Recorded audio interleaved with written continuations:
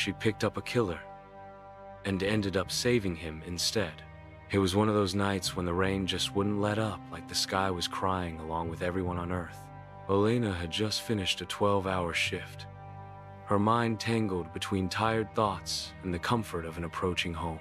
As she drove down that empty stretch of Route 16, something caught her eye. A lone, huddled figure at the side of the road, drenched and all but forgotten.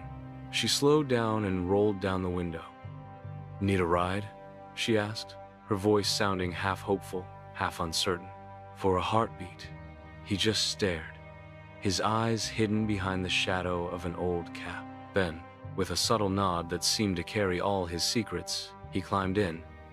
"Name's Cal," he mumbled, barely managing a word.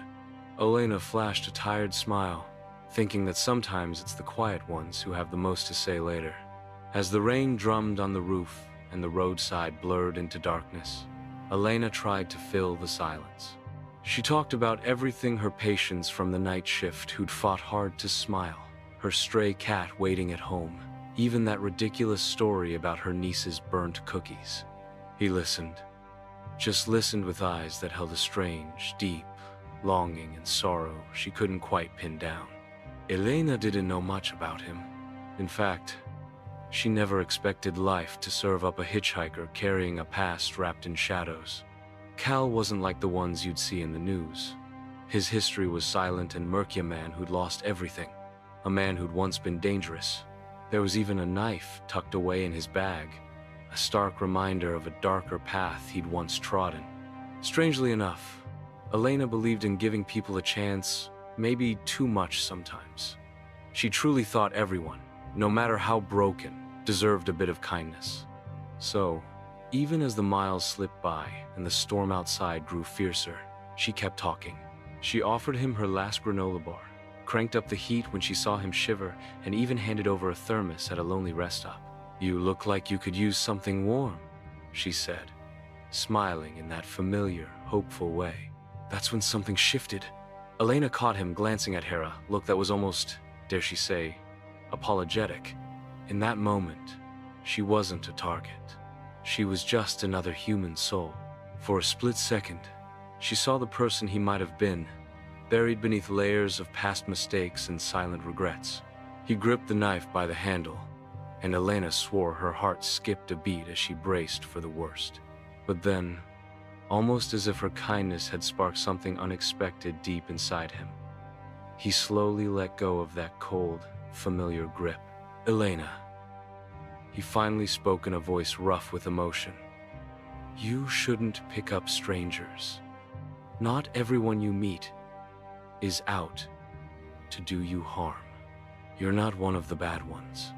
She couldn't help but laugh, a soft, trembling laugh, a mix of relief, incredulity, and genuine care. She wished he could see himself the way she saw him in that fleeting mirror of compassion. He stepped out into the rain, swallowed by the black of the night, and just like that, he was gone. Elena never saw him again. A week later, a letter arrived at the hospital, a simple card with no name, no address. It read, "Thank you for the ride. You saved more than one life that night. Don't ever stop being who you are. But please, be careful next time. A stranger you changed."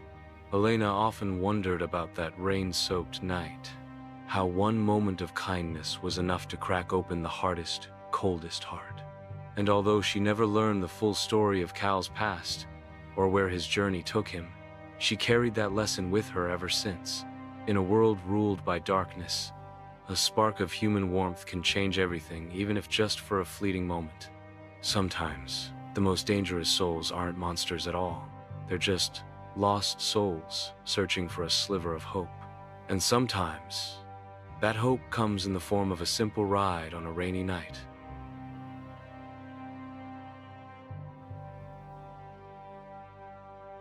Marcus never believed in fate until one rainy midnight rewrote his whole story.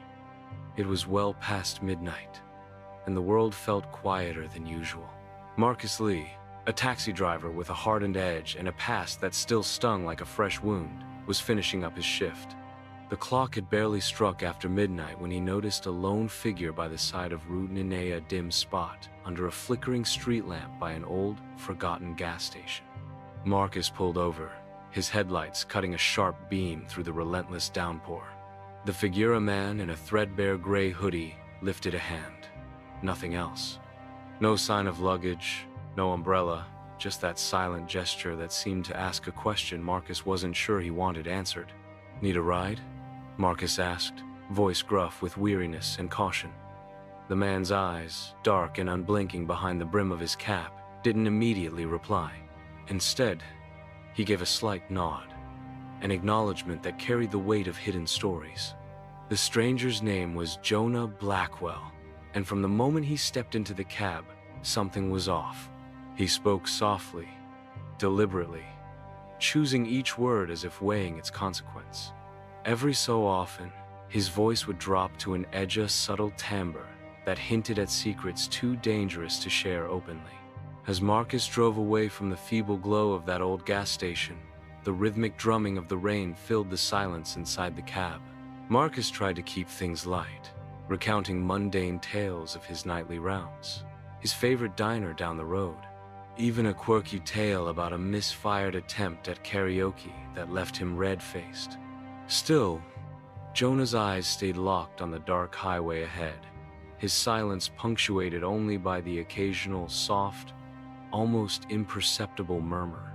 After several quiet miles, Jonah broke the silence again. Ever think that some people get into your car not just because they need a ride, but because they're looking for someone to disappear with? His words hung in the air like a cold draft, and Marcus felt his gut tighten. Marcus cleared his throat. "What are you getting at?" he asked, trying to sound casual even as his pulse hammered in his ears. Jonah's response was a slow smile that didn't reach his eyes. "I'm just saying, sometimes the road takes you places you never meant to go." His tone was both a question and a dare, leaving Marcus unsettled. The cab continued its journey until Jonah suddenly said, "Turn here." He pointed without hesitation to a narrow, unlit road disappearing into a dense thicket of trees. The road was void of streetlights, left entirely to the play of shadows and the sporadic glimmer of neon from a distant sign. Marcus's eyes narrowed. "That's not even the way east," he said, the skepticism clear in his voice. "Look, man, where exactly do you want to go?" Jonah's answer was measured and unnervingly calm. "Trust me, Marcus. I've been waiting for this detour my whole life." Marcus felt a chill that wasn't entirely due to the cold rain seeping into his cab. He debated in his head this wasn't the usual fare, and every instinct told him this wasn't right. But pride and a nagging curiosity nudged him forward. He shifted into a slower gear, the tires humming over the slick asphalt as he turned onto the shadowed back road.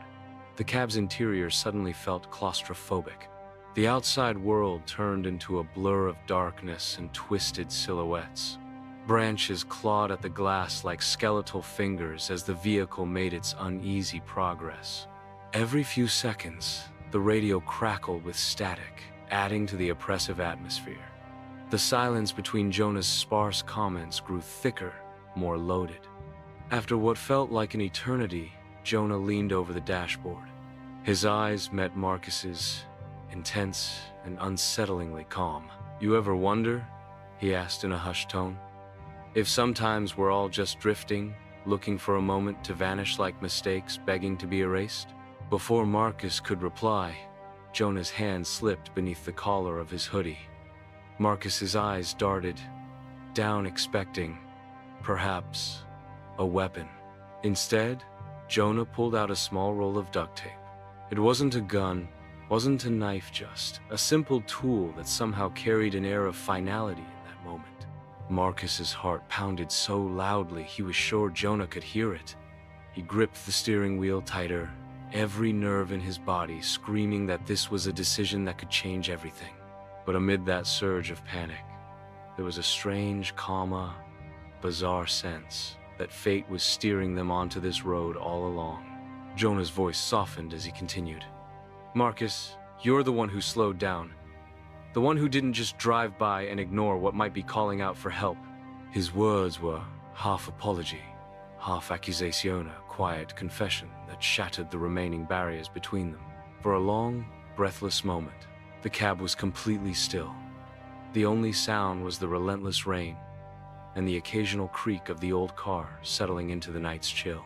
Then, without warning, Jonah opened the cab door. He stepped out into the all-consuming darkness and melted away into the shadows, leaving behind nothing but a lingering question. Marcus sat there, heart racing, and tried to catch his breath. When he finally pulled over once he reached a flickering street lamp near an abandoned rest stop, he noticed something that made his skin crawl, a small scrap of paper on the seat. With trembling fingers, he unfolded it. In shaky handwriting, it read, "Thank you for not driving past. Some roads choose us. Stay vigilant." Weeks later, when Marcus reported the incident, the authorities found no clear evidence of Jonah Blackwell. No records, no trace of his existence, just that one unnerving night that left a permanent mark on Marcus's soul.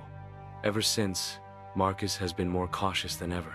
He added a camera to his cab and kept a well-worn crowbar under the seat. Yet every time he drives down those lonely, rain-soaked roads, he can't shake the feeling that somewhere out there, a person in a gray hoodie is still searching for his next vanishing point. Sometimes, the line between fate and choice blurs on a rainy night, and Marcus learned the hard way that even the simplest ride can carry you into the deepest shadows of the side road.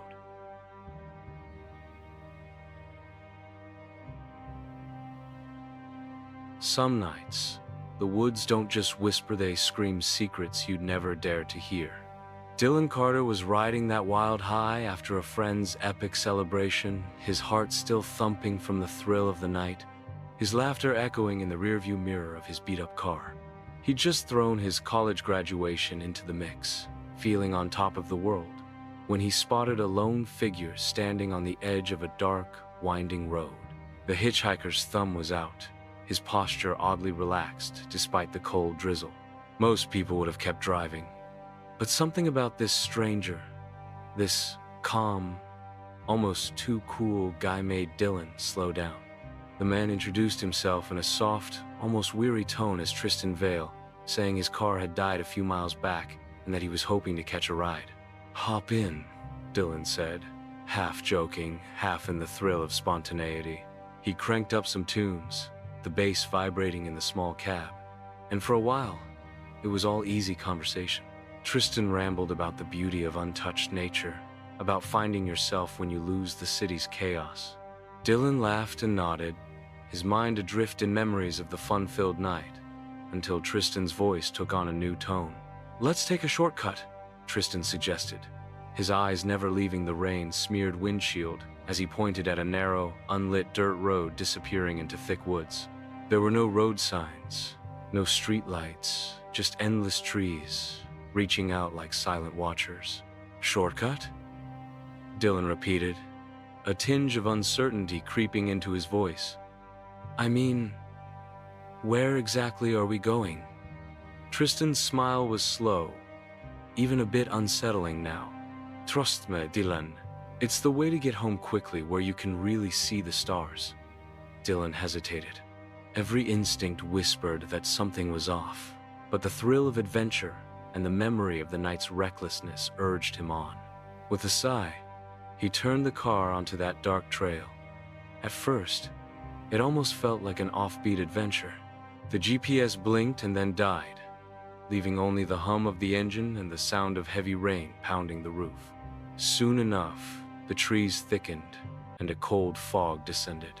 The familiar landmarks of the highway vanished, replaced by shadowed silhouettes that twisted in the dim glow of the dash. Music faded into the background, swallowed by a creeping silence that made Dylan's pulse race. "Where are we?" he asked, a bit too loudly, trying to mask the sudden chill in his voice. Tristan just shrugged, his calm demeanor unbroken.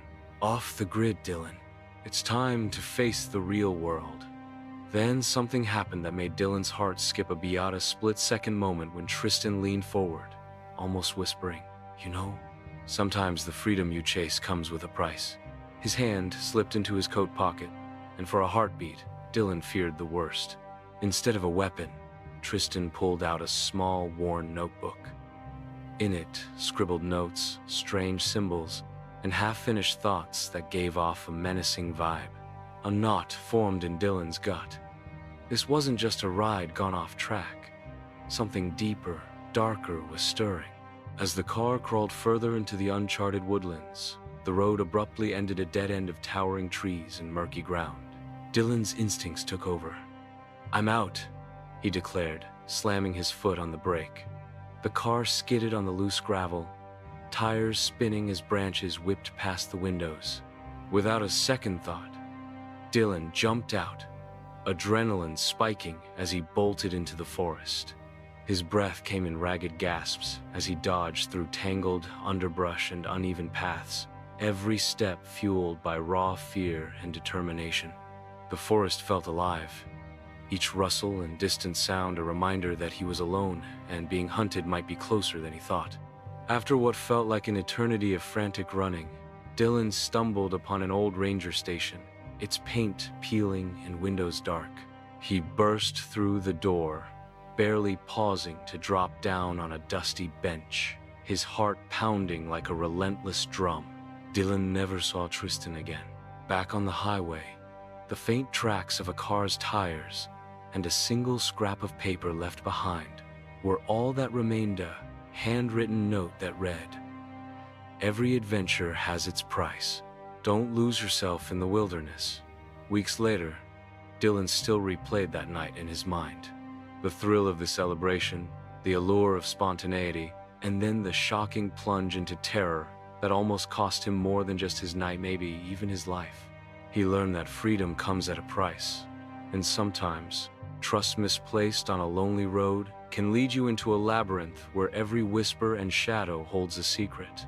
Some rides take you home, and some take you to the edge of who you really are. Like, subscribe, and comment.